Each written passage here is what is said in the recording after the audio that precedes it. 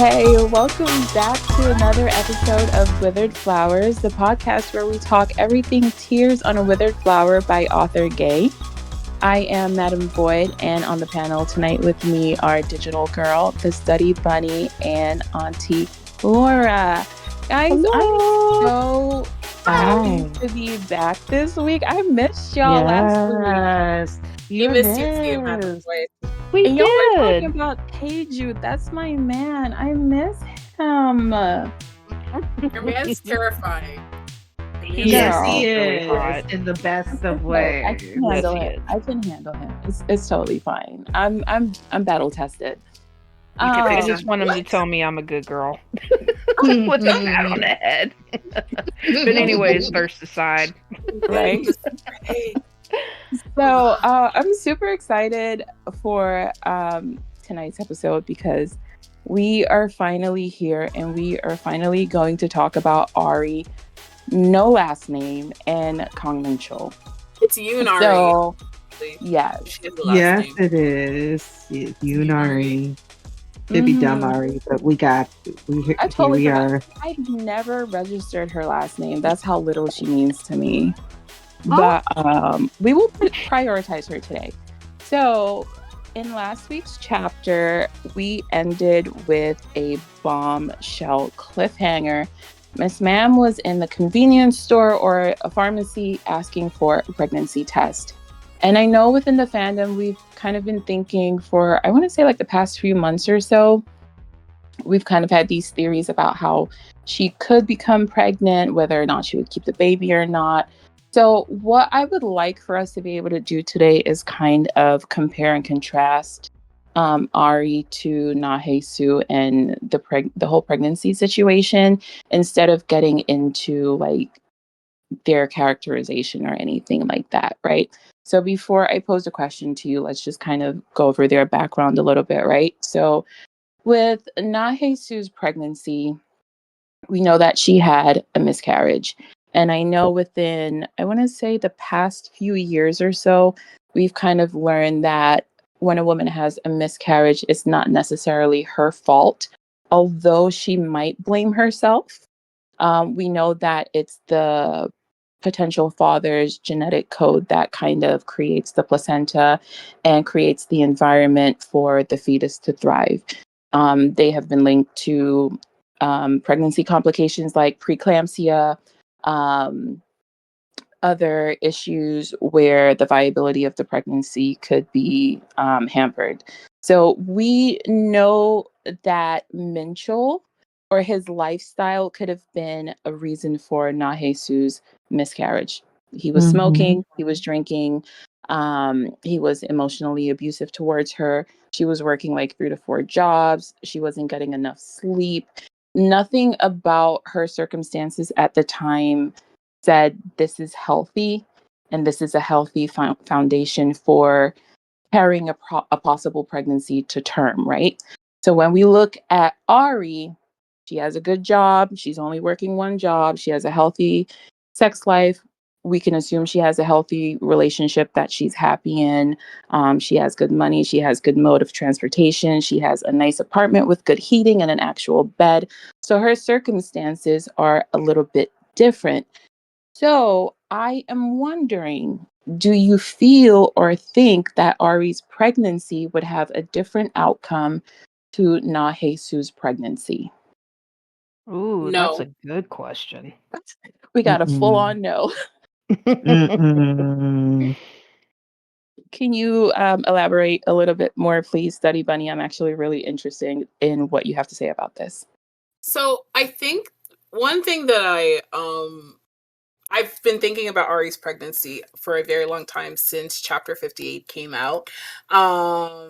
Because a lot of commenters on Naver was just like, oh my gosh, is this card actually going to be coming out now?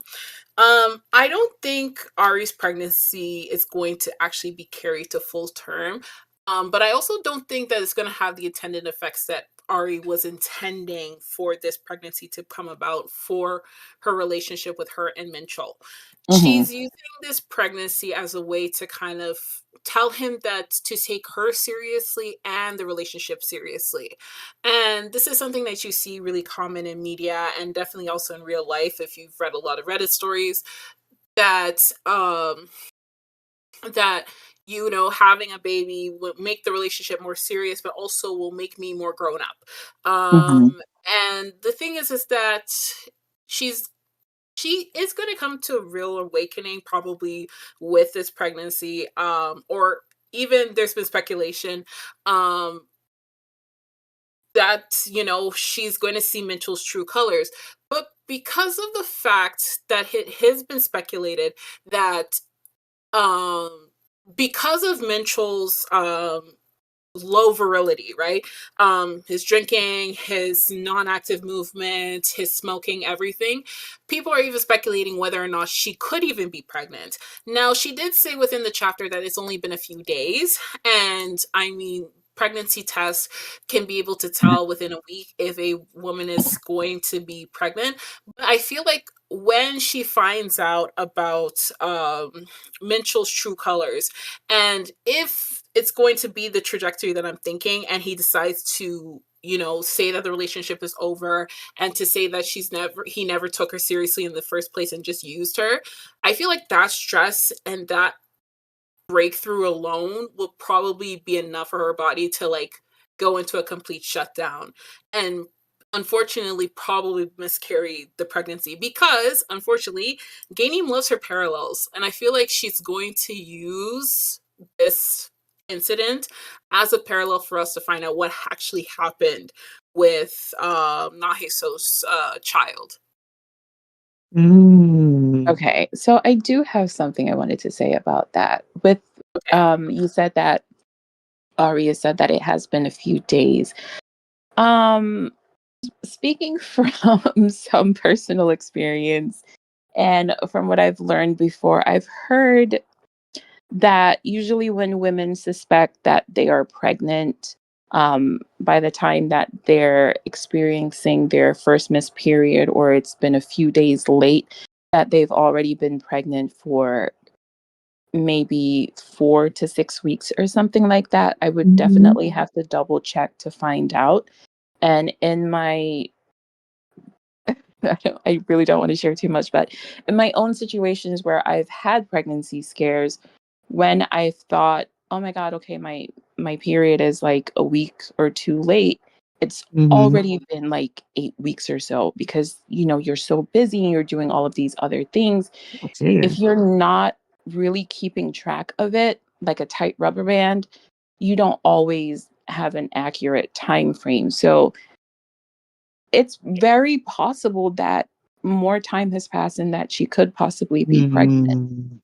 Yeah. And also, it would be funny because in chapter 12, she did bang Minchel without a condom. So maybe that was the incident. And people were speculating that that was probably will be the incident that Ari will be pregnant.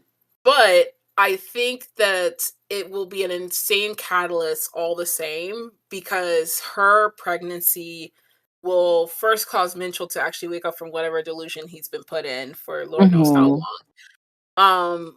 But also, I think this is what Gainey meant by, oh, it's going to get a whole lot worse. Oh, yeah. In her author's note. Because Yeah. if I think I said it in discussion last week, or like a few discussions ago, or on a Reddit post, that even if she's lying and if she isn't lying about being pregnant, I think the results are going to be a bit of the same. That Minchel will freak out. We're gonna see him be 9 times more nastier than he already is.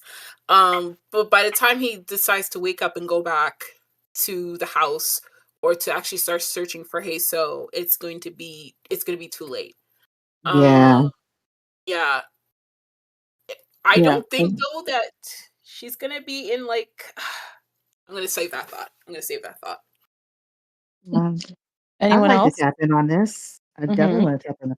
So there are two known occurrences of Minchol and Yunari having unprotected sex. The first time, chapter 12, when she told him it was a safe day.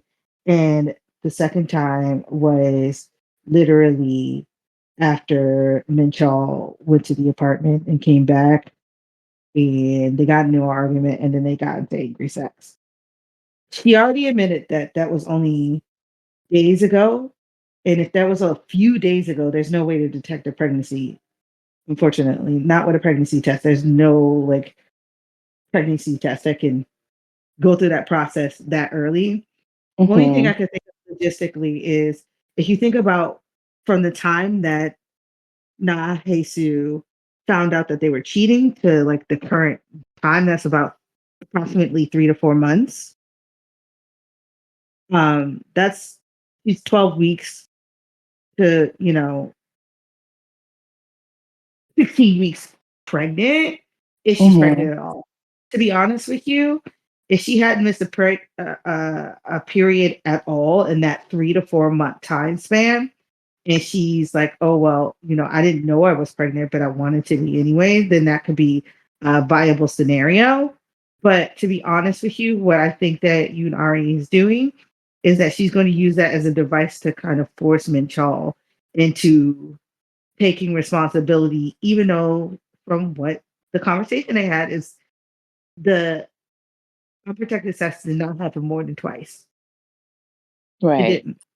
Yeah. So I just don't think it's really viable that she's pregnant unless she got pregnant from that very first time that they did it. I think it's particularly unfortunate that she's going to take this twisted route because that's really going to show her King and Charles really real feelings about her because he doesn't want to Mm-hmm. be with her. Really think she's Yeah. going to leave that box around with her open pregnancy test that she peed on with this kind of idea that he's going to notice it and want to take responsibility. But I do think it's going to have the opposite effect of her intentions. I This is agree such with that. I definitely agree with that. I will say that in my limited knowledge, because I've never been pregnant, however, I did used to work at an OBGYN, so, whereas I'm not like a professional, I have picked up a few things, but I will say that yeah, like usually like most women don't know they're pregnant until it's, like at least, you know, a couple weeks maybe, like, when they missed their first period, like, what you said, like, but Mhm. it also depends on like the individual, like, when Madam Void was posing the question, saying how like, Ari has, for all intents and purposes, has a, I guess, a healthier lifestyle Mm-hmm. kind of. Mm-hmm. um Um, I mean, honestly, like it really does just boil down to genetics. Like sometimes genetics just don't mix. And I have heard that before. I mean, like the office that I was at, like we've had like fetal demises at like 35, 36, 38 weeks. So I mean, it's it can happen at any time and to anyone. Sometimes there's just no reason like it happens. But the reason why I'm saying all of this is that just because Hae Soo was not able to have a viable pregnancy doesn't mean that Ari couldn't. Because honestly, it hmm. really does not take much for somebody to um, get pregnant. It's really it, weird, like how that works. But also, too, the one thing that I wanted to point out is we don't really know too much about, Nahe Su's productive health. And it mhm. could be maybe she, had all kinds of issues, with periods just because of like being, with like malnutrition. We know that she didn't was under stress like all the time, you know. So I really feel like if Ari were to get pregnant by Minchal, I think she would actually be able to carry the pregnancy. Now, do I Perhaps. think she's pregnant? No, I think she's gonna fake it, if you want me to be honest.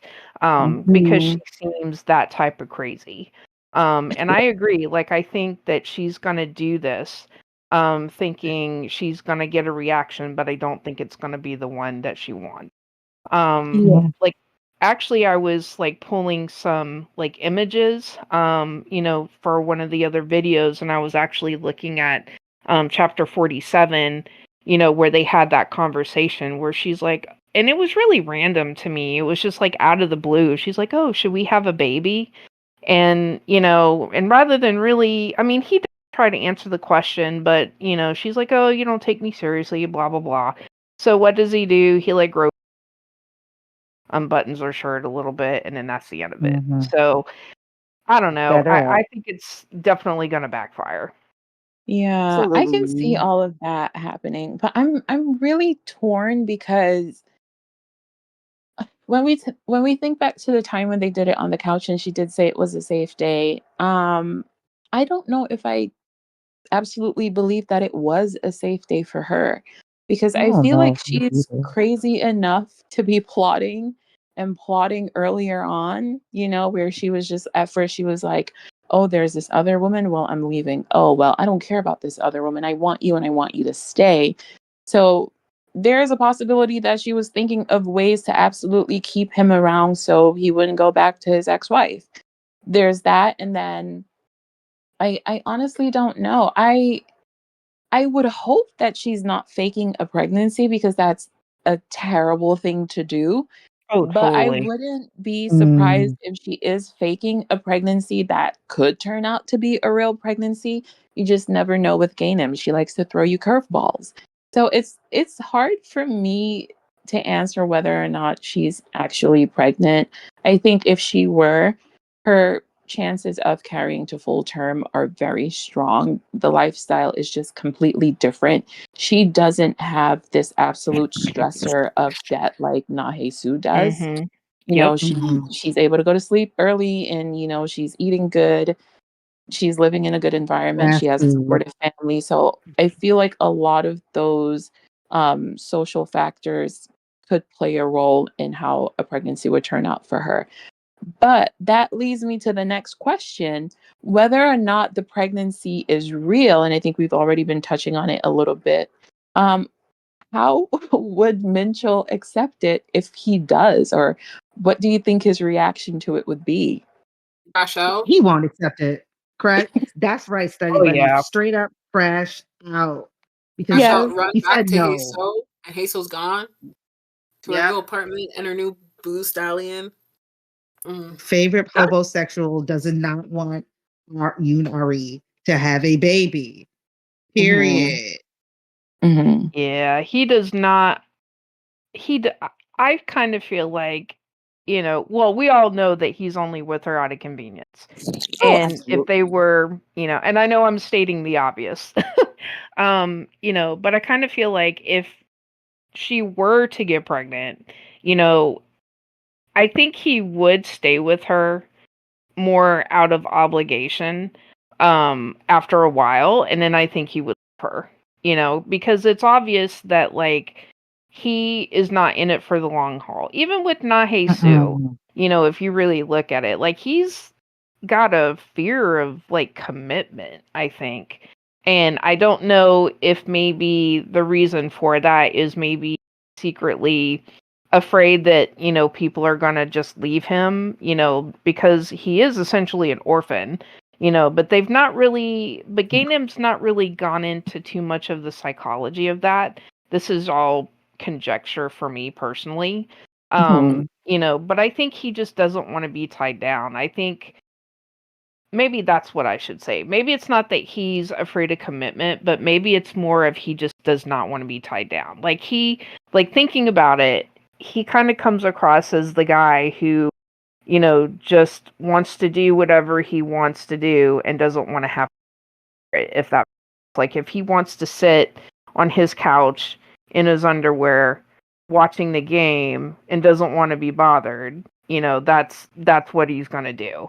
Do you know where I'm trying to go with that? Like, I feel like he Yeah. just doesn't want, I feel like he wants to do what he wants to do, and he doesn't want to be questioned why he wants to do it, and he doesn't want to be nagged Um, about what he wants to do. That's how it comes across to me. Oh yeah, see, definitely. He is definitely the type that he'll get the idea in his head. He'll go after it, not anticipating what his real feelings about it would be. Case in point, he left when Ari was leaving. He ran after her. He stayed with her, but now we know that he's unhappy and that's not what he really wants. But he stays because it's winter, it's cuffing season, he needs shelter and he needs a warm hole. So those are Yes. the only reasons he's there. It's a one-sided relationship. This man is, for lack of a better phrase, I guess, in survival mode. Hmm. You And know, yeah, I'm sorry, go ahead. no, I'm sorry. You finish your sentence. My apologies. Oh, no, no, that was the end. We are dealing with an individual who suffers from a delusion, like delusions of grandeur, right? Mhm. He's always thought that he deserved more than a lot he got, but we haven't, up until now, we haven't seen him actually do anything to prove himself deserving or see him work towards anything other than his own self destruction.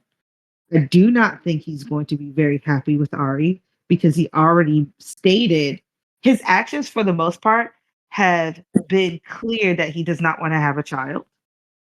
He's put her off of it. He's aware of that. And the fact that they've already had a spat almost mid coitus about having a child where he's trying to use protection. She's like, well, why are you using that? And he was just like, what do you mean by that? None of this looks like anything but an explosion waiting to happen. Um, it, it's just a bad idea all around. It's a lot of Delulu in the club in that little fancy apartment right now that just needs to be addressed and it's not being addressed properly. I do think Nick Minchall's going to try to scramble his way back to Hae Soo, poor girl, and make a shoddy attempt at finding her, with the idea that he's like, now that I've finished playing and you realize my worth, that you're going to come back to me and you're going to be with me because you've always been waiting for me. And this woman that I never really wanted, she can just deal. Now, when we go into the whole thing about the delusions of grandeur and the Delulu in the club, I also think that Minchell's a very uneven storyteller and understander of his own relationships, including with Mhm. Naheso and Yunari. So I don't really believe him when he says that Naheso had a weak constitution. And I do not believe him when he says a lot of things, but just just really don't think he is in reality with anyone else. And unfortunately, he's dealing with someone who doesn't have a foot in reality either, which leads us to what I would, for lack of a better word, it's going to be a clusterfuck in an explosion. And we're just going to get to watch them fall to pieces while clinging desperately to that little bit of delusion that they have on both sides from Ari and from Minchal. Mhm. Yeah, yeah. I can definitely see that. So I do Study Bunny, do you have any thoughts about that before I get to the next question? I just found out that volume 3 and 4 are going to be uncensored. So I'm so sorry. Give me like 2 seconds. Yeah. Um Oh my goodness. with the whole I'm just like, sometimes I just sit and think about the entire drama. We've had build up of like, we're almost at chapter 70 of this incredible manhwa. And when I actually sat down and I'm just realizing that either we're going to get this, we're going to get Minchol to be forced into a miserable marriage where he is Mhm. going to be with a child he does not love, with a wife he does not love, in a situation where he has trapped himself in a golden cage, where he will have to see his ex-wife that he essentially said she was a mistake in my life, that he had never was able to realize and kind of reckon with, that he actually did love her, but it wasn't for true love. Be with a man who is basically rich enough to own companies. He's not going to have a good job. He's not going to either have a job, and is either Right. he's going to be stuck in a golden cage or he's going to have nothing, and he's going to be alone. He's going to be used. He's going to have lost his job. He's gonna be broken up with, and I keep thinking about like he doesn't have many good options left, and I'm just No. what It really what is doesn't. she planning? Because I'm like, usually in revenge stories, you get the man groveling, and you have the man, there's always the regret of the man who did the thing dirty, right? Mhm. And if the story was truly cliche, as people like to assume, we would have gotten Minchell groveling by now. There's been many points where Minchell should have groveled. Minchell should have started regretting. Minchell should have been, begging for Hae Soo back. But I'm realizing that this author is not even going to put that within the story.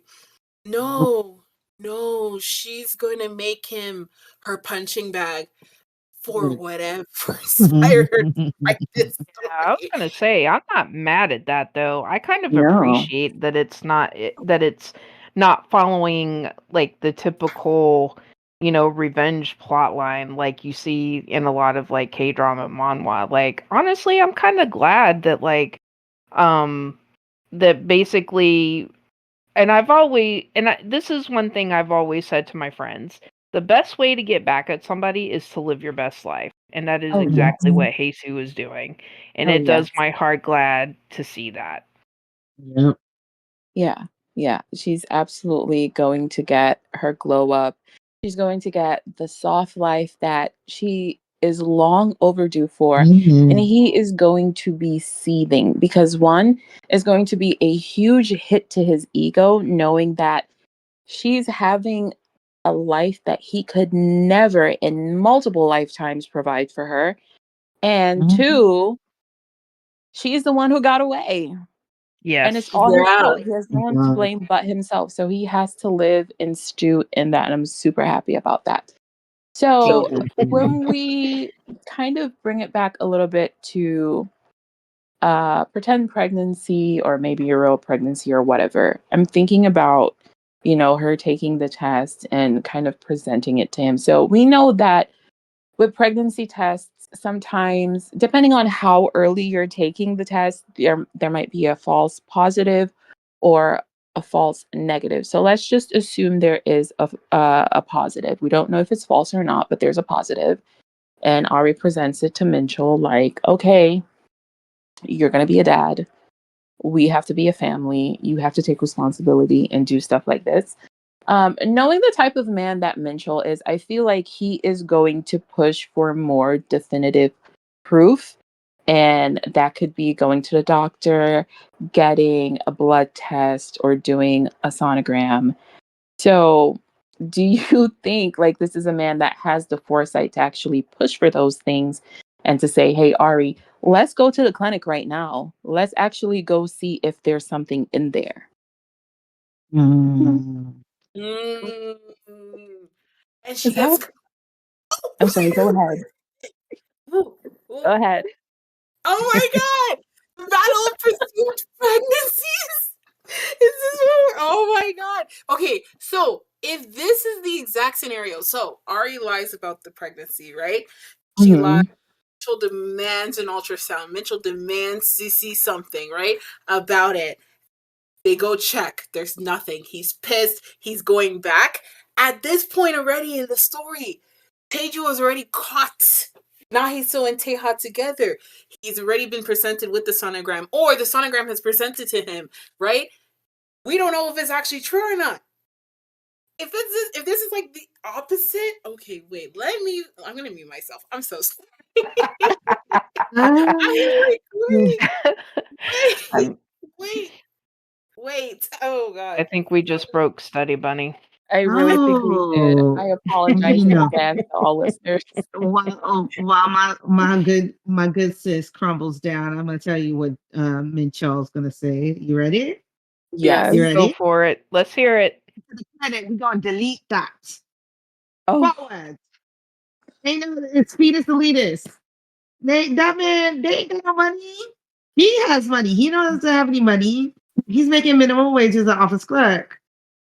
He's not about to he's gonna want to go to the clinic to help her clean out with a cryptic Mhm. pregnancy. It's Yeah. not. It's not a thing. It's not going to get her married. Okay. It is not going to save their relationship.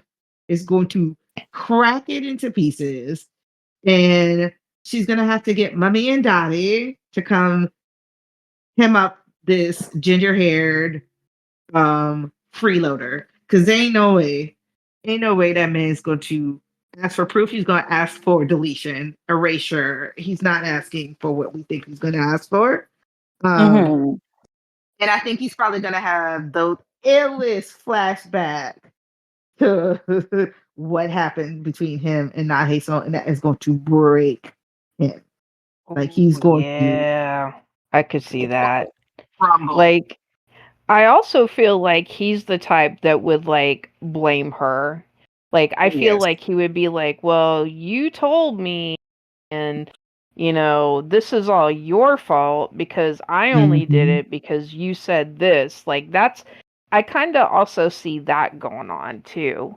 Like I really, because we have seen where like Minchol will not take responsibility for his own actions. Not There's at been all. so many times, like even like with the last chapter when like fucker McGee like basically, blamed Nahe Sue for him living the life that he lived. Yep. I mean, like dude, like it takes two to tango. She didn't tell you to sit there and drink, your life away. You're in this situation because, you suck as a human Yeah. being. And I feel really bad for Hae Soo in this situation because she is shouldering some blame that I don't think she should. I mean, Mhm. because like I said, it really does take two to tango. And I think, I do think that maybe she was right when she said that she didn't know how to comfort him. When you've never really had comfort in your life, how are you expected to know how to comfort somebody else?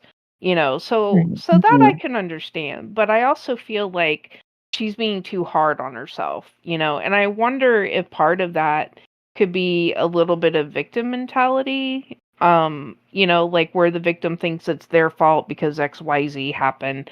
I mean, I don't know, but I feel like that because Minchol is so quick to blame other people for his problems, like I kind of feel like that's what's going to happen here. He's going to Yep. find some kind of excuse to not be with her. He's going to yell at her, and then she's going to I feel like Ari's going to kind of realize who she's dealing with, but she's Hmm. still not going to leave him because she's too far deep in it. Yeah. She's a lifer with him at this point, or at least that's my opinion. Yeah, No, I you're I agree with that. Yeah, I agree with that to a certain degree. In regards to Hae Soo and how um she kind of takes the blame on herself.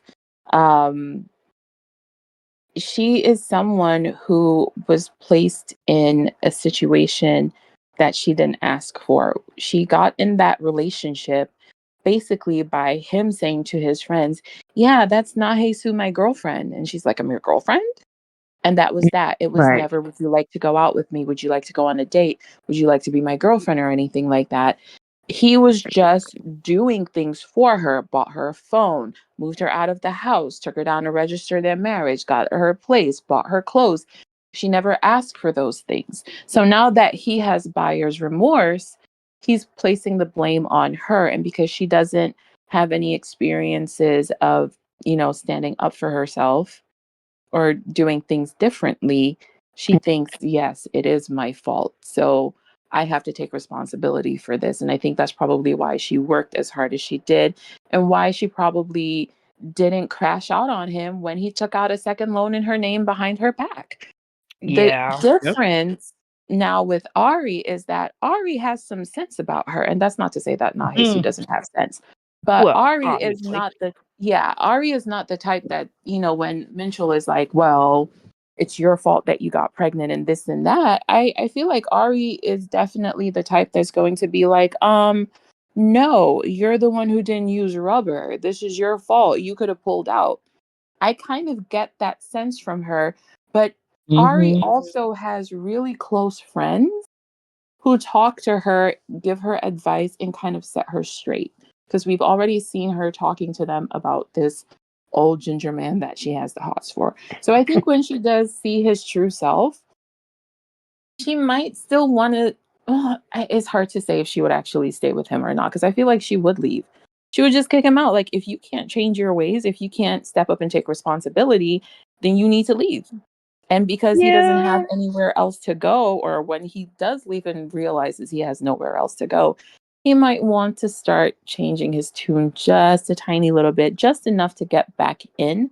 But then he's going to realize this is not where he wants to be. He's going to be unhappy. He's going to take it out on her. If there is a kid, he's going to take it out on the kid. Teha is behind the scenes doing something, so I believe that he's going to lose his job really soon. And I can see him ending up in a situation that Hae Soo was in when she was a child. I don't know. I just kind of see Yeah. things playing out that way, but I'm not 100% sure yet. I need a little bit more information. Yeah, I But think we're all there. yeah. Yeah, that's our lives. We're never gonna have all the story, but Naheso and Ari are they're juxtaposed. They have different Yeah. backgrounds, different levels of support, different levels of access. What I will say Mhm. is, and I'll be honest with y'all because I have seen Yoon Ari in many people. He ain't letting him go nowhere. Okay. Mm-mm. What she will do is mentally badger him until he freaking cracks. Because she's doing Yeah. it. She's been doing it. And she's gonna continue to do it because she is a woman who grew up getting what she wants. Yep.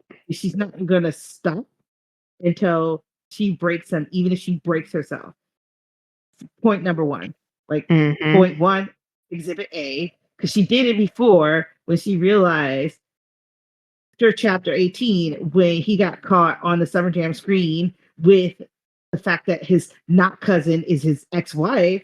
She told him, listen, you come here, you stay here, you never go near her again, you stay with me. That still applies. And she treats it like it still applies. She's not gonna kick Mhm. him out. He And that's he why I don't think hurts. she'll ever leave him, because even after knowing the situation, the first thing she did after she threw like her Twinkies or whatever it was Oh my that she God. bought, Naughty at child. at the convenience store, like the first thing she did was cry and run to him and then like hug him and just be like, "Oh my God." And then the only thing he thought was, "Ah, yeah, she's dumb. She's gonna let me stay with her because, that's how girls like her are, essentially." And I know I'm kind of like paraphrasing, but you Mhm. know, and that's why I don't think she'll leave. Like, I think she knows she's supposed. I feel like she knows she's supposed that she should leave, but I don't think she will. I think He she was full of likes shit, girl. yeah, like I think she just likes having him because he's good in bed, he's older. I feel like it makes her feel like more like an adult. Cuz I mean, when you get your first like grown-up relationship, it's like, "Oh wow, we're grown up now." And I don't know. I just kind of feel like that's what's going on with her. Like she doesn't want to give up on him because it's her first big love. And I will say that that is a hard thing to do. Cuz like one of my first relationships like was not a good idea. I should have Mhm. like walked away so many times, but because I was stupid, I kept going back till one day I was like, why am I doing this? And then, yeah, Mhm. that was the end of that. But that's the read that I get from her. Like, I feel like she knows that she knows better, but she's just not going to because she just doesn't want to. He But does do not want we to. so do y'all absolutely believe that she will stay regardless of how he treats her? Because I'm really wondering if he starts treating her the way he was treating Nahesu, belittling her, being emotionally abusive, and saying all of those awful things, or if he attempted to even go and try and take out a loan on her name, do we think that she would really stay in a situation like that just to have a man in the house? Mm, she decided that man was hers, girl. Yeah, I was gonna say. That's what she said. That's what she said. Mhm. That man is hers. Yep. And the thing is that she doesn't have to leave. It's her place. Everything Mhm. Right. she's approaching him, and she's approaching this relationship not from a position of not Hae Soo, but from a position of power. And she wants to Yes. Uh-huh. keep him. So she's Yes. making a conscious decision to keep that man in the house, knowing he makes less money than her, has less access, has no money, no family, 33 in the middle of Seoul, Korea, without a pot to piss in and a window to throw it out. She is Yep. making a conscious choice as a woman who is 26 years old, not two. And it is not her first time at the rodeo. She has had Mhm. boyfriends before. We all make mistakes, right? But when you get to the point where you're deciding to bring a child into the world under the circumstances where you're not even in really on good terms with the man you're with, you're asking for trouble, especially when he's not asking you to have no babies. He's not saying, Right. Mhm. hey, have my baby. She's saying, I will have your baby and you will marry me because she is spoiled and she Yes. is privileged. And she's decided that he will do as she says because she said so. So I really don't think it's about does she have to stay or not. It's that if she's not going to release him, she's going to keep him. And not only will she keep him, but she will torture him because she's the one, she's not Naheso. She's going to snap back. She has snapped back. She Yes, yells, she she screams, has. Mhm. gets so he's going to suffer as he should suffer because if he was a better person, he wouldn't even be in the situation he's in. I want to Yep. watch him melt, but she's going to ratchet up to the shrillness that he cannot take. And he's going to self destruct. And she's going to self destruct right along with him because I believe her crazy is just as bad, if not Mhm. worse, because she has more money, more power, and she can also has access behind her that can make him regret lots of things. So Yeah, I definitely. Yeah, You you've know, don't changed feel my mind. powerless, I'm on your powerful. side now. She ain't and I no was gonna powerless, say powerful. too. Sorry, go ahead. I didn't mean to interrupt you. My No, no, no, apologies. no. I was just explaining that she ain't no power puff girl. She ain't no powder puff and delicate flower. She's No, a she is bitch. not. She No. really is. And I'm glad you brought that up because I wanted to make a quick point. Like, like the whole thing, like I see this relationship going super toxic. And Oh let me yeah. tell Mm-hmm. you what clued me in was when he asked her to make the braised ribs. And then she made them and she's like, "Oh my god, Opa, look what I can do." And then she's like wanting to take a picture and then he takes a bite and then he has this flashback and then he just kind of leaves or whatever and then she was like, "Don't you walk away from me. Like what's going on?" Like that's why I think that they're going to be very toxic. They're going to be one Mm-hmm. of those couples that are always arguing. They will never know happiness because one refuses to leave and the other can't leave because they have nowhere to go. They have no way to take care of themselves, basically. They're used Mhm. to having somebody do for them. And I really see their relationship growing very toxic because of that. And Mm-hmm. then you throw a kid in the mix. Oh Lord. It's not a good combination. Not at all. It's very I can see the. scary. I'm waiting for the blow up at work. Yeah, I am Oh, too. and he gets fired. I like how everything with Minchol, Teha doesn't even have to do anything or plan anything. He causes his own demise, basically. Oh yes, he Yep. does. And I can see Ari being a vehicle for which that blow up happens. Yep. Mm-hmm. Mhm. I could Mm-hmm. Yeah. see like Ari and Mitchell getting into a fight, like a lover's quarrel at work.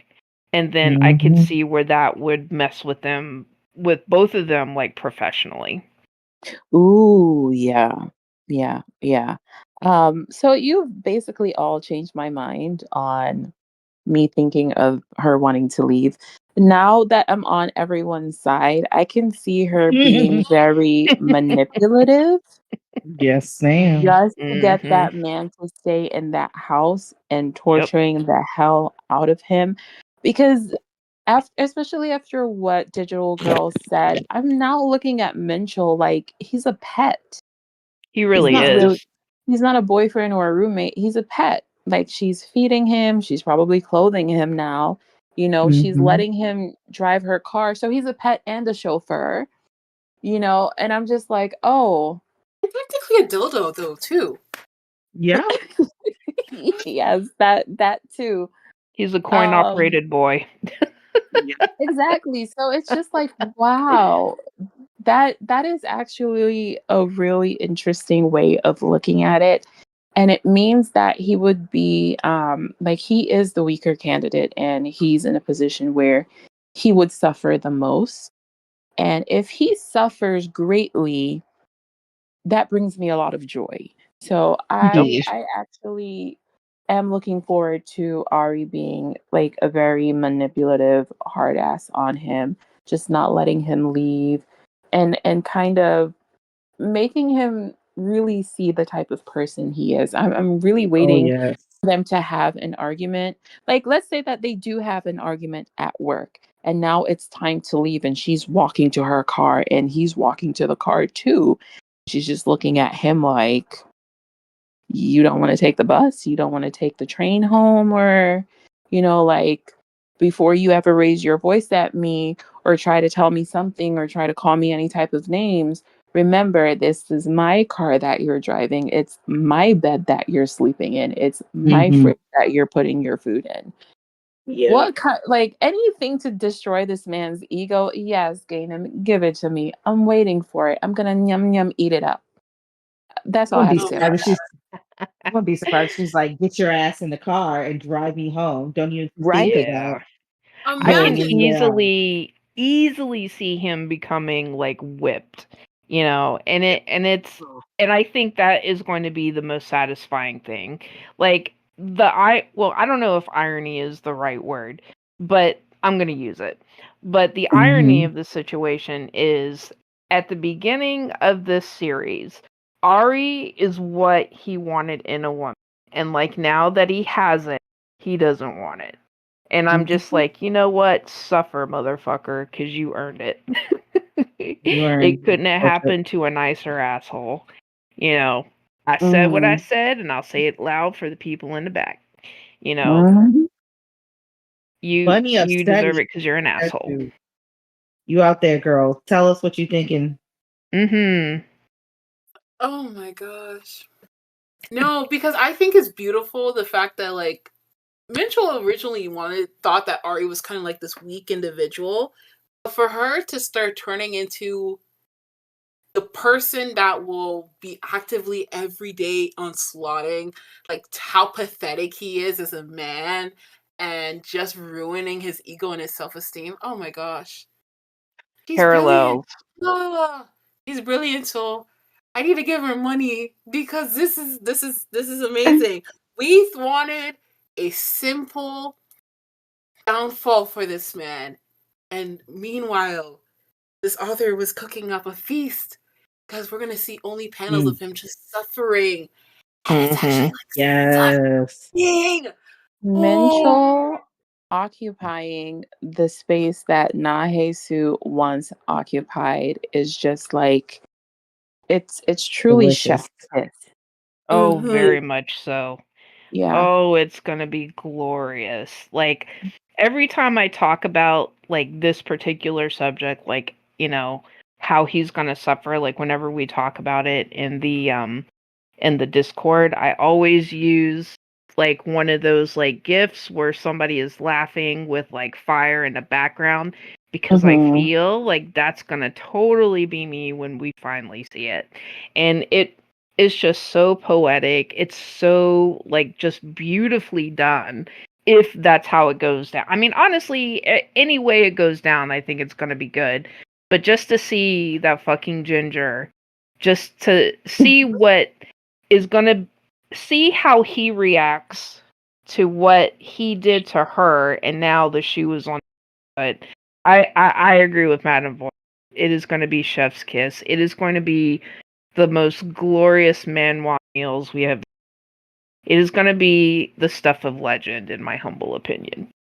Oh yeah, definitely. Yeah. I feel like this is a pattern in the entire series, and Study Bunny, you would probably be the best person to correct me on this if I'm Mm-hmm. wrong, but it seems like for at least for the main couple, they've been in situations where they've either been the weaker one or they were the victim, and they Yes. kind of persevered and lasted long enough. Now they're getting to the point where they're going to become the stronger one and they're going to become the aggressor, for a lack of a better term. We have Yes. Teha, who was being beaten up on, he was hidden, he he was abused in all sorts of ways, and now, and especially by his older brother, and now it's gotten to a point where his older brother is afraid of him. And it's just like, whoa, how much lower is Taehi going to fall? You have Minchul, who was this manipulative and emotionally abusive man, telling this poor woman no one would want her. She's an old lady. She looks terrible. She's wearing bad clothes. She should wear makeup and all of these things. And now he's in a relationship with this young, hot thing that he wanted. But now he's going to become the old person, the tired person, no one else would want you or whatever. At least that's what we're hoping for.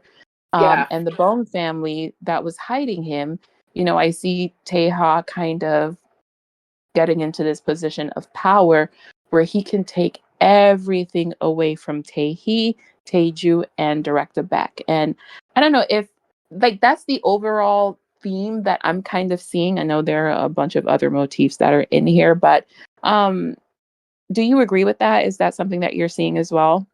I agree with it. And there's also something that I wanted to note in the beginning of the story, because I have done a reread. I noticed that Minchul and Ari were able to go through the stages of being a couple much faster than obviously Naheso and Teha did, because it was clear that there was more, there was like a bigger gap between, them talking to each other, them developing feelings for one another and all that stuff, in comparison to okay, so the gap between chapters 2, 5, and 6, it was about a couple weeks. It was about a few weeks. So I'm gonna assume it's been like 3 to 4 weeks since Mitchell started the job, and that was the only time frame that was the only amount of time that Mitchell and Ari could to basically talk to each other before they actually slept with each other in chapter 7. Mhm. But the gap between chapter 18 and chapter 38 was anywhere from like 2 months since they met each other, right? Like from the gap between chapters 1 to 38, they became strangers and then they became, friends, and they have this relationship. That was like, we're talking about still like 3 to 4 months up until that point, right? Vera has a calendar, there's a whole thing. But there was a longer time gap. But within the 2 months that Mitchell and Ari knew each other, they moved into each other, they slept with each other, they were doing stuff as a couple. There was even like times where Naheso in chapter 33, Naheso was kind of thinking when she was throwing out her stuff, and you see Minchul and Ari acting like this happy dappy couple. The honeymoon phase Mhm. was going on. But the thing is that because they were going through the stages so quickly, despite everything, without even having a single fight, right? I kind of like that because of the fact we can compare it to Naheso and Teha's relationship, that there was much more of a push and pull that was happening, and it wasn't, oh yeah, we're gonna be a couple now because we want it to happen. They actually thought about it longer. Even though these two are too insanely traumatized and they can't have a conversation, they like each other. Like they love each Mhm. other. They Mhm. love each other deeply. It's just they have to just admit it to they've admitted to each other that they like each other. I think they just need to have that confirmation that they're not going to betray one another. I think that's just the only thing that we're waiting for from our couple. Yeah, yeah, I definitely agree with that. And the reverse of this is back to what I said a little while ago.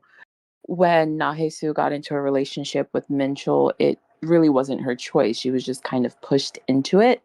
Whereas Mhm. now with Teha, she does have a choice and she's taking her time to decide whether or not she wants to be in a relationship with this person. But she's like, at least from, I think, maybe the past 2 chapters, she's now deciding, okay, yes, bring your clothes here, go to work from here. I'm going to go and get a place Mhm. where both of us can live together. And it's been, what, 3 months since they've kind of had this arranged entanglement, if you will. So I kind of like that juxtaposition between the two opposite relationships where she actually does have a voice and Teha is doing his best to exercise patience. And I really do appreciate that from him because I think that's something she needs. Oh, totally. Yeah. I mean, and I was gonna say, I mean, I know we always talk about like parallels, but there's a lot of parallels here. Mhm. Like, um, oh man, I just thought of it and now I forgot it.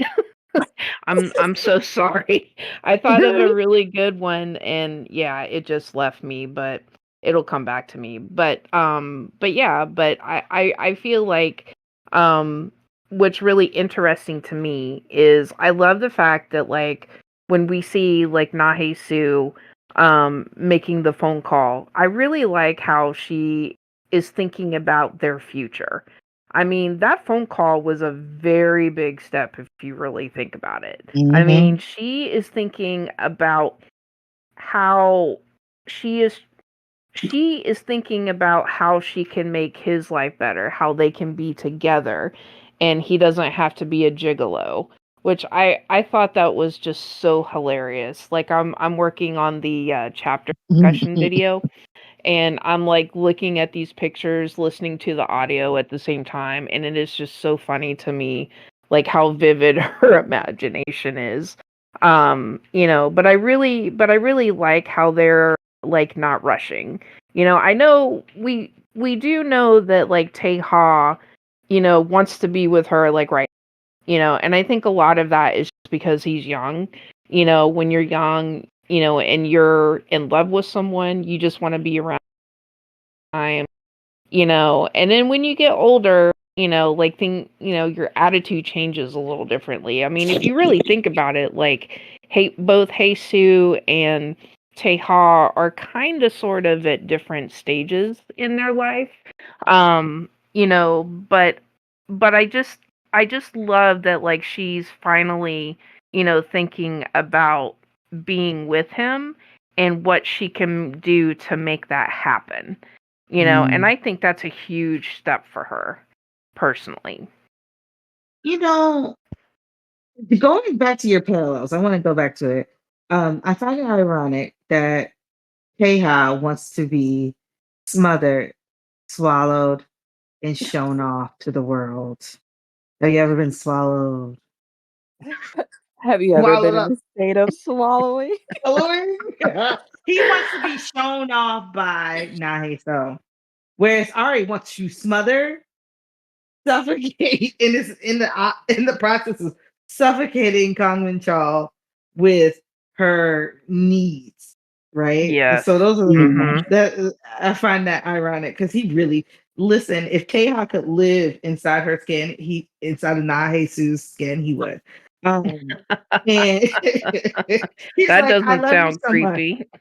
It is creepy. Let's be real. Let's be honest. This man is not necessarily like he is young. He's younger than Nahe So or Nahe Mhm. Su, but he has known her longer than Yes. she Mm-hmm. has known him. He knows so much about her to a point, of course, because he has watched her, he has studied her, he has followed her, and he has tried to breathe her in as closely as possible until she has accepted him into her physical space. Um, the difference between what I see with Nahisu's past versus her present is she is aware that she needs to move out of that apartment. It is a necessity Mhm. to keep Yeah. her protect her peace away from Kangling Chao because that man basically assaulted her the last time he came into that house. Assaulted and mocked her and then told Yes. her he'd be back and laughed in her face, which was that moment you could see her decide in her head that this is done and Mm-hmm. no one could tell me differently. um but to be honest with you, the difference between her relationship with Kang Min Chol, where she was the the love bombing was forced upon her, and she just went along with whatever Kang Min Chol wanted to do. He, like you Yes. said, Auntie Laura, she is taking in steps to construct a life of her own with her own decisions while not being coerced by Teha, covertly coerced by Teha to decide. Mhm. Actually, Teha, she wants to save Teha in a way that she was not saved, but she also is aware that she's like, if she wants to have a happy life, she needs to move forward. And she's doing so Yes. in such a way that it doesn't take into account any need for Teha to make a decision. She's deciding for herself. Teha's not like, you need to move out. She's like, I need to move out so I can have a little love nest and be comfortable and happy in a place where I can't be reached. Teha, Mhm. Exactly. It'll be a fresh start for her too. I mean, because I needed. mean, I feel like, like whatever space you live in, and I know this might sound like new agey or whatever, but I feel like when you're in a place where bad things have happened, like bad memories, not necessarily like anything malevolent per se, but just, a place that is associated with bad memories. I feel like it can take a toll on your mental health, right? And Mhm. Mhm. I kind of feel like she's due for this. I also think that it's appropriate that this is happening like at the beginning of spring. Because Mhm. I feel like well, we all know that spring is very representational of like renewal and life beginning anew. It's when the cycle of life restarts, things are growing and blooming and blossoming, and I feel like that was a very um how do I want to say, I feel like that was a very specific choice by Gainim. Like I feel like they chose like this time of year to do that for a very specific reason. Because I know that there's also been all kinds of literature where they use seasons as like a metaphor for the different phases of life, and I feel Mhm. like she's in Mhm. her springtime and she's blooming, and I love it. And I love the fact that, you know, all of this, all the bad stuff happened in winter, and now we're coming into spring, and she is totally blossoming, and it is so fitting and appropriate, and I just love it. You know Um, what's crazy about that too? Because she's talking to people, she's hearing things, but she will not be swayed. Not even by her coworker who was so passionate about her leaving the gigolo Teha alone. She will not be swayed. She said, I'm going to decide, I'm going to take my risk, and I'm going to decide to do what I wish to do rather than what I have to do or what someone else wants me to do. And I love that for exactly. her because at the end of the day, it's a choice that she's not made and not it's not being made for her. And that in itself is an empowering statement that needs more praise.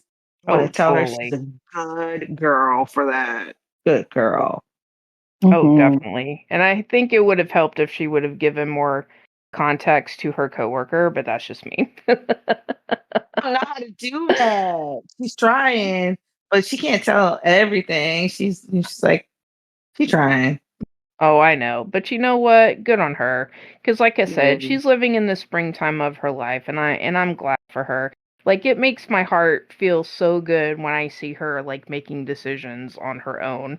And it Mhm. and you can see that it's having a positive effect, that she's actually being able to use her voice and being able to say, I don't like this, or I like that. I like you. I don't want that. I feel like she's starting to be more confident in like what she wants. Mhm.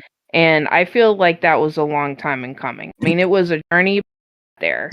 Sometimes, journeys take a while, and I'm just happy to see that, she's in the process of getting to her destination, if that makes sense. Amen. Getting to happy. Yeah. Getting to the bag. Yeah. I definitely agree with that. I am thinking about the title because as Auntie Laura brought up the significance of the season that all of the drama is happening in. winter is usually really dark, it's cold, it's freezing, a lot of Yeah. bad stuff happens then. But as we're getting into spring, it's becoming a lot brighter. Flowers are blooming. It's a little bit warmer, so your spirits are in a much better place. Maybe you're smiling a little bit more. And we have been seeing that with Nahe Soo. Like, her face looks more youthful, it's more Mm-hmm. colorful. She's smiling a little bit more. She just overall seems very happy. And Mm-hmm. Definitely. we're seeing how much more she stands out among other characters that she's around. Like, we can see that Hua Zhang absolutely does not like the change at all. We can Nope. see with I don't know her name, the lady from the barbecue place. Yes, her.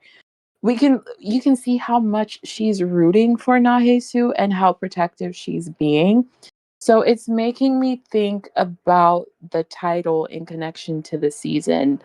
And it kind of reminds me of that Robert Frost poem, Nothing Gold Can Stay, where it Hmm. kind of talks about like the first green that comes in spring and how it's beautiful and it's considered the golden part, but then it matures and that beauty and all of those things fades away. And I'm just like, I feel like that's kind of what the title is about, because assuming that Na Su is this withered flower, and usually when a flower is withered, if you want to bring it back to life, you get it some water, you put it in some sun, you give it as Hmm. much love as you possibly can to bring it back to life. And Yep. I'm like, are the tears, is it like Teha's tears trying to water her roots and bring her back to life? After Ooh. a long winter, he's the spring that she needed. I want to Mm-hmm. say yes to that. I mean, if you think about it, I mean, that is really accurate. Um, Mhm. I Tears from me. mean, Was it tears from somewhere else, though? I'm sorry. Go ahead, oh no, you're Auntie good. Mama. No, no, no, no, Ma'am! no. I yap. Right. It's your turn. Those I tears was are for her roots. Those are coming from somewhere else. Oh my God. sorry. I was being crude. I couldn't help it. Nah, you good. I mean, we are a server full of pervs, so I mean, I ninja post a lot of stuff on the Mature Roses chat, and then I'm like, okay, I'm gonna take my pervert ass back to work. Oh my God. Y'all are too much, but I absolutely agree. Good, good. Yeah, I'm glad we're aligned because truth be told, it's been real spicy in this seasoning cabinet for this Mhm. arc Oh, of totally, discovery. Real totally. I Yeah. spicy. mean, I can't get over like the amount of smut that we've had in this season. Oof. Or at least in this particular part of the arc. I feel like it's like every other chapter. And, Yeah. All of it. and I mean, I don't mind smut, but I know there's been some points of contention with it just because a lot of people feel like the plot progression is suffering. Um and there are some parts where I'm like, okay, gonna do it again.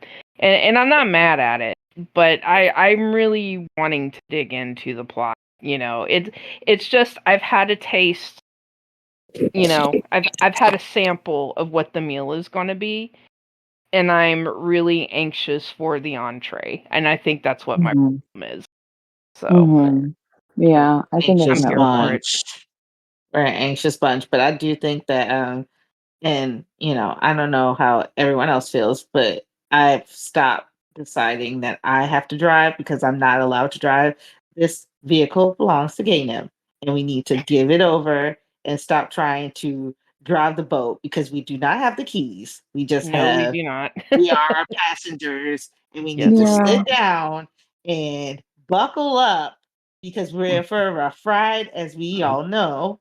Oh Not yeah. only that, but the actual last chapters of Smut was a vehicle to show us how much Keha is actually breaking from his own plan, diverting from his own plan because he is breaking. And I don't know why people aren't noticing this. This man is losing, hella losing it. And y'all need to Yeah, like it pay really attention is. a little. Like somebody died. People are dying now. He went from beating people up to making them bleed. They are dead. I don't care what anyone says. That stalker is dead. So we need to understand this is going to get dark because you try to keep him away from Nahe So, and in any way, shape, or form, you're going to suffer because that man has gone from being dangerous to deadly. And Yeah. his control is disintegrating, and his face, his control of his stoic little face is disintegrating. Everything about this man is unraveling in a way that could be messy or it could be catastrophic. So we need to be actually paying a little bit more attention rather than moaning over the smut because it is actually necessary to show how desperate he is to have this woman. Yeah, I agree. But like I said, I think for me, I'm just getting impatient because it's like there's so many things that I want to see. And, and logically, I know I should be patient because I know the type of story I'm reading, right? But Yeah. there's so many unanswered questions that I want Yeah. answered. So am I impatient? Oh, fuck yeah. But in a good way. I am Yeah. impatient in the way that I want to know what happens because honestly, like I've always felt I used to read a lot of books growing up. I grew up in a small hick town in Florida. We just have gators and cane. That's pretty much it. So during my summers, I would pester my mom to take me to the library because there was nothing to do. All the good Mhm. stuff was at least 45 minutes away. So all I had was the library. And I read so many books during the summer. Like I would go outside with a cup of tea, sit on the back porch. My feet would get sunburned because my feet are out in the sun, but the rest of me is in the shade. And I would be out there like all day. And when you read especially like an ongoing series, like there was one series that I read like each book was at least 900 pages, if not more. Um, Okay. and when you go on a journey like that with those characters, like they become your friends, like in a weird way, right? Mhm. So that's what I feel like I'm doing right now. I feel like I'm sharing a journey and I care about the characters and I want to see how it ends. I want to see if they live. I want to see, if they end up together happy. I want to see if fucker McGee over there is gonna be a Yes. miserable fuck that he's supposed to be. It's only because I am invested in these characters, and that's when you know you have a really good story is when people genuinely care about the well-being of. And I know it sounds weird, but walk with No. me. But, Mm, but I always feel like characters are my friends at some point. And like Absolutely. even when I reread books, I have so much fun. I'm eagerly awaiting to read my favorite parts because like I said, I've gone on a journey with these characters are like my friends. yeah, Get you're it. And I absolutely right. Yeah, like we've all developed some type of emotional attachment to these characters. You have the ones that you're rooting for and you want to see them do well, you want to see them win, and then there are other Mhm. characters that you absolutely want to see them suffer, and Yep. that really is a sign of good writing because I think what at least for a part of the fandom who's always complaining about the plot or wanting more or wanting the pace to be quickened or they don't like the certain way a character is turning out because they have specific expectations that aren't being met. It's like I personally feel like those people are so stuck reading stories where things are the way things turn out is together. typical. The way those characters are is it's very typical and predictable. And they Mhm. kind of Mhm. lean towards that because they're going to get whatever cathartic release they're looking for a lot quicker instead of staying for the long ride where you're watching a very well written and well rounded character evolve and change. That's how it's supposed to be in stories. You want to love the villain or come to hate the villain or come to a point where you understand the origin of their villainy and you can be a Mm-hmm. little bit sympathetic or empathetic to them. Like, we read these stories because we want to experience emotions that we may not necessarily want to experience in real life through going through those traumatic events or something Mhm. like that. But you can do it through these characters, and when they win, you kind of get a sense of winning yourself. At least that's why I Definitely. read. That's why I Yeah. read. So I'm totally okay with the pacing. I'm okay with the smut. I read a lot of boy love, so I'm Yeah. smutted out. It doesn't bother me at all because Let me out. yes, I'm at a point where it's like I don't care if it's P and V. There is a dialogue between their bodies, and I can pick it up. Yes. I'm at that point. Yeah. So we see how much care they have for each other through their intimacy. Like, Hae Soo went from refusing sex with her ex to masturbating and craving it and wanting Teha all the time, being filled up Yeah. with by him, going to sleep still full. This lady doesn't go to the bathroom, she doesn't pee, she doesn't squeeze He herself out. doesn't. It's just Nope. in there, right? Just just Like, exactly. This man has created basically a demon of a woman. And I love that Mhm. for her. And it's just like, Yeah. Yep. wow, that But on change. the If flip we, side, she has created a demon out of him because now he's going to do to protect what he has. We yes, just and I Yeah. love that too. we have to come to a conclusion. Sorry, I'm writing up my lit review like revisions, but I realize that these two are just obsessed with each other, I and love may Mhm. it. God help the individuals who try to separate them, because these two will would rather make hell come up and eat the president of the United States before they get I separated. wish. Oh my goodness. Yeah, don't Stop get me getting me started. But hot. anyways, Don't get me hot. in I want to. anyways, I want to talk about something that's really important, and I think that we've I just want to broach it. I know it's not necessarily about a sonogram, it's not anything, but it's Tears on a Withered Flower related. It Mhm. links into something that you said, Auntie Laura, and I want to loop back to that. Like, sure. we have gotten too far into instant gratification that we forgot that the plot doesn't. We are watching a plot unfold, right? And what I Mhm. mean by that, because you're talking to another kid that actually hung out in the library.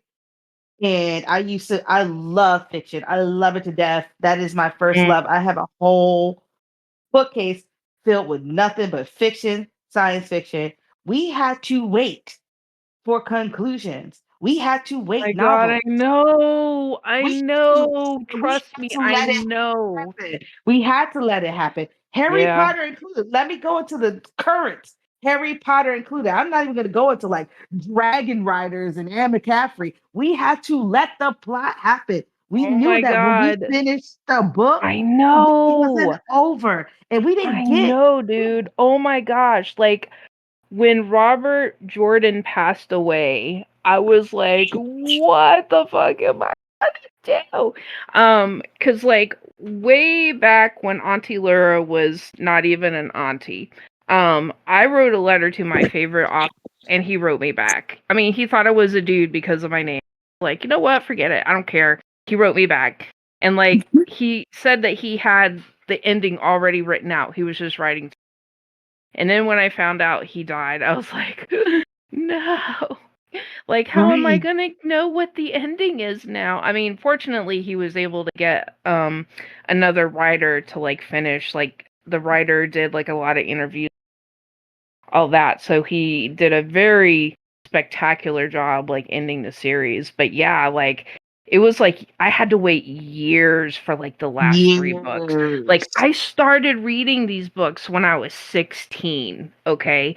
16. And I did not get the last book until I was like 37, 38, Whoa. somewhere around Right. there. Yeah. No, Right. no, no. You have Actually, to no. I was a wait. little bit younger. I was maybe 35, somewhere around there. It was approaching my 40s. Let me just put it that way. But the ending was so satisfying. So trust me when I say I know your pain. Yeah, like Mhm. never going to get the end of Game of Thrones. And the very idea that we're trying to rush along a plot to get that like little itty bitty grit of satisfaction is indicative of the kind of society that we live in where we're instantly gratified by a bunch of bullshit. Yep. I'd rather see the pace go and have Gainem wrap me in chains and drag me behind a car and then to have her rush through it and it becomes a shit plot with shit characters and their Yeah. faces aren't even drawn right. I Yeah. Hmm. get Yeah. overwhelmed when even people that I know and love on the server that we call home, I get overwhelmed by them talking about the pace and the plot. You ain't the author. Yeah. Exactly. Yeah. You ain't pay. You ain't pay. I have a So lot of feelings because it's just like it's clear that it's clear that Gainium has written out the story in advance. I hate it when people do say like, "Oh, she doesn't know what she's doing," or it seems like she's struggling with writing, or it seems like she's lost, like she doesn't know what's going on. And I'm like, here's the thing: if we have such a layered plot, it is clear that this author likes to first focus on how are the characters thinking, how are the characters feeling. That's why we have so many monologues. And the thing is that when it comes to something like this, you do not want to have a situation where you're going to put something on the table and you did not at least have like a couple of panels showing that thing.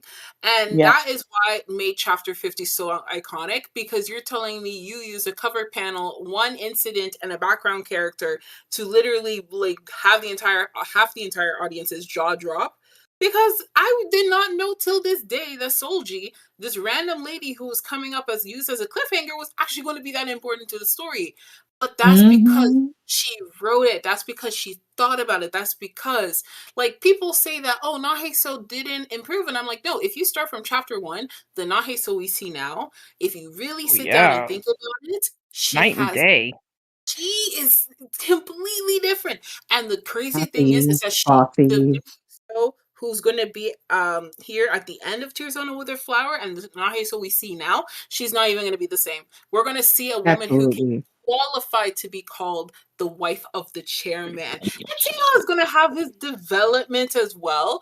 There's not Gaming is not going to make any character not go through any sort of character development, because we're seeing Teja's development, him sinking into madness, him going to go through the consequences of, doing whatever he's doing, but also at the same time, he's going to be fine without at the end of the story.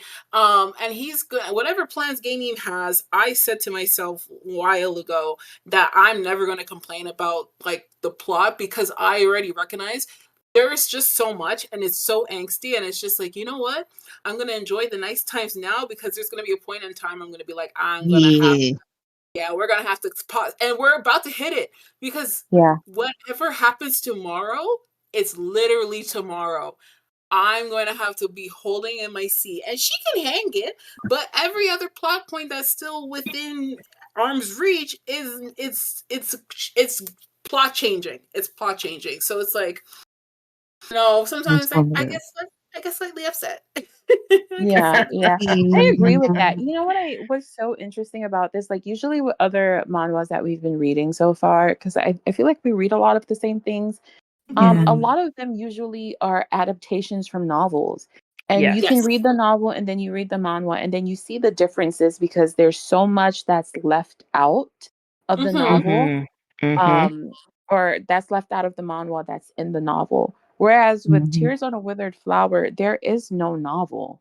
And Mm-hmm. she's writing it in a way as if it is the novel. That's one thing It I recognize is because true. I Definitely. definitely majored in creative writing when I was in college, so I can kind of see it. So that's why I don't have that much of a problem with the pacing. And I'm someone who I also went to the library a lot. I read a lot of books as a kid, and I had a terrible habit of always reading the last chapter Oh first my god, I did because too. I'm like You are I was just like, insane. okay. I would read the last chapter first because I'm like, this is interesting. I want to see how it gets to this point. And then I would start it and I would take like the next 2 days to try and binge read the whole thing. that's the type of reader I am. But I am having Yeah. so much fun reading this story without not Mhm. necessarily knowing what's going to happen next or coming up with theories and speculating about a lot of things. And it got to a point where I can't remember what chapter it was. I was just like, you know what? No more speculation, no more theories. I'm just going to It be is here very and good. enjoy the ride because I started enjoying the characters more. And for me, while the plot is important, the relationship between the characters, how they interact with each other, how they affect each other is always more important for me. And Gainem is doing an amazing job. And like Study Yep. Bunny always says, I will forever glaze this author. I do not care. I Amen. will glaze until I choke. I would be so ooh, sounds sexy. I would Right. be so sad if Gainem, like gave in to the chatter to like No. rush along the story. I've seen this happen so many times where the plot collapses because the author lost their way or just capitulated Mhm. to the complaining and the whining about something that these people don't understand. There's no novel, like you said. This is being written like a novel. If you need time to digest or you're impatient, go back and read Marinated. again. I'm Go Yeah. read it. marinated. I Yeah. feel And Let it. it it will all marinate. be there. Okay. But another thing is, Gainan takes so much of the author takes so much time to go back and correct details of the story. And there is a reason. And I started just looking at the details and I'm reading in the background and I'm translating this. Sometimes I'm translating the signs. I'm doing it on purpose because if it wasn't important, the author wouldn't go back and fix it. Right. Exactly. Right. Enjoy it. Yeah. Just that's Yeah. me. I'm I just So love this greedy. story. we are a fandom of spoiled readers, and you know what? That's okay. And I'm super happy that as international readers, we are able to support Gainim in the best way we can, whether it's through buying the chapters, buying the printed copies, and other merchandise that is coming out. Ladies, we are at the end of this episode. I think we did a dang pretty good job, and I had so much fun. I did For too. Yeah, it's so good being back, and I'm so happy we finally got to talk about Ari and Mitchell, so we don't ever have to talk about them again. I'm Hey, sure we they're should going to come Uh, up again. Depends. We'll see what wishful happens thinking. tomorrow, guys. We'll see what Yes, happens. yes. So, I believe it is. Is it chapter 67 that drops tomorrow? Yes. let me check. Okay. It Yeah, so is. chapter 67 drops tomorrow, and we'll get a chance to knock that out next week. For everyone listening to us on YouTube, please remember to like, share, and subscribe. I am Madam Void. On the panel with me tonight, Digital Girl, the Study Bunny, Auntie Laura. Ladies, say good night. Good night. Bye. Points.